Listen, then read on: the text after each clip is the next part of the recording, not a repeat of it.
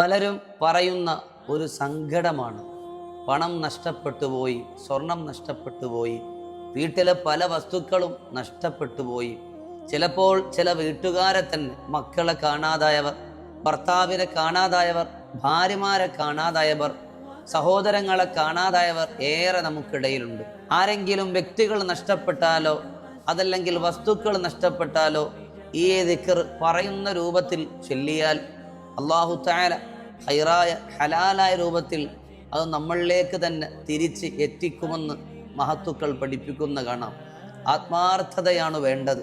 ഓരോ ദിക്ർ ചൊല്ലുമ്പോഴും ഞാൻ എൻ്റെ റബ്ബിൻ്റെ നാമങ്ങൾ ഉരുവിടുമ്പോൾ അല്ലാഹു സുബ്ഹാനഹു വ തആല എൻ്റെ ആവശ്യങ്ങളെ ഹലാലായ രൂപത്തിൽ തീർച്ചയായും സാധിപ്പിച്ചു നൽകും എന്ന ഉറച്ചൊരു ഈമാൻ നമുക്കുണ്ടെങ്കിൽ അല്ലാഹു നമ്മളെ കൈവിടുകയില്ല.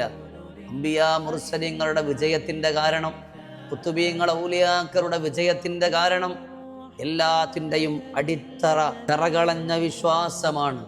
അള്ളാഹുവിനെ വിളിക്കുന്ന കരങ്ങളെ റബ്ബ് തട്ടുകയില്ല എന്നുള്ള വല്ലാത്ത വിശ്വാസം. അതെപ്പോൾ നമ്മുടെ കൽബിലേക്ക് വരുമ്പോൾ അപ്പോൾ നമ്മുടെ കാര്യങ്ങളിലും അള്ളാഹു ഉത്തരം തരും.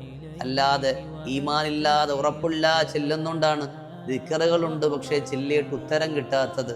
അള്ളാഹു നമ്മളെ സ്വീകരിക്കട്ടെ. യാ ഖാലിഖ മൻ ഫിസ് സമാവാതി വമൻ ഫിൽ അർളി വകുല്ലുൻ ഇലൈഹി മആദഹും. ഈ ദിക്ർ 5000 പ്രാവശ്യം ചൊല്ലി ആത്മാർത്ഥമായി ദുആ ചെയ്താൽ അള്ളാഹു നഷ്ടപ്പെട്ടതിനെ നമ്മളിലേക്ക് കൂട്ടിച്ചേർക്കും. അള്ളാഹു സ്വീകരിക്കട്ടെ.